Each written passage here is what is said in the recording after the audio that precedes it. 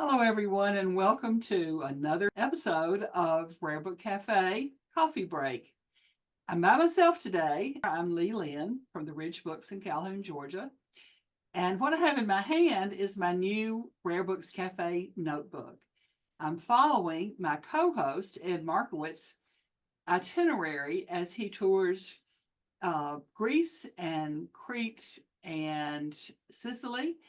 And he's going to be joining us in just a little while with some videos from his trip. So stay tuned. I think you're really going to enjoy this.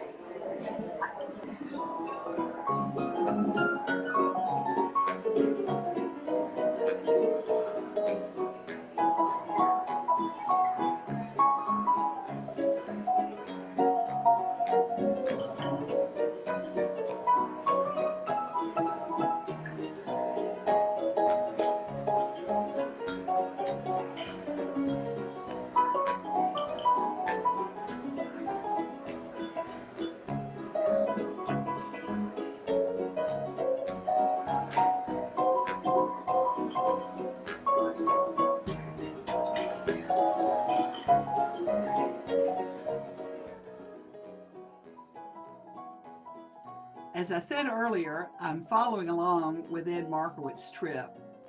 He's having a great time visiting Greece.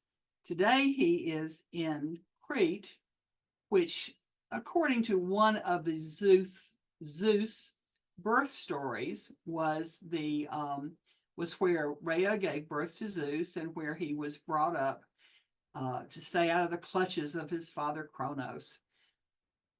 You may notice my notebook. This is new, and you can have one too. At the end of the program, we'll tell you where to find such products as the Rare Book Cafe notebook and, of course, the ever-popular Rare Book Cafe mugs. So stay tuned for that. But right now, we're going to join Ed as he is in a cave where, according to one of the legends, Zeus was born. Ed?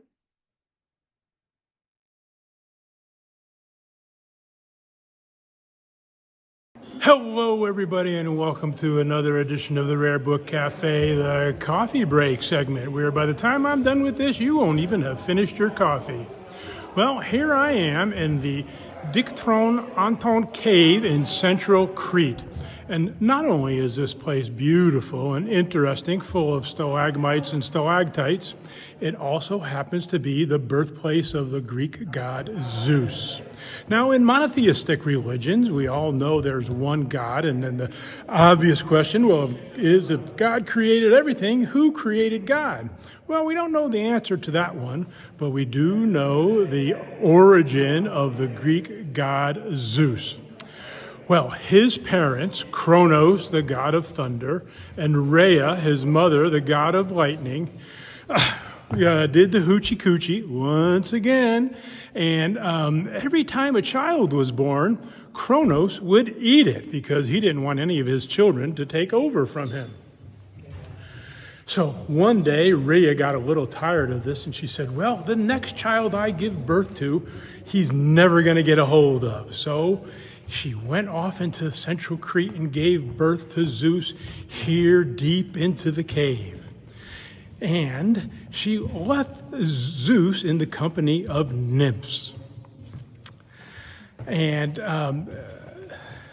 that's okay, you don't have to duck. Other tourists are walking by at the moment.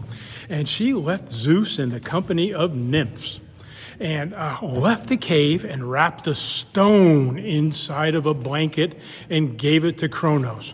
Well, immediately, Kronos gulped down the stone, thinking that it was a baby.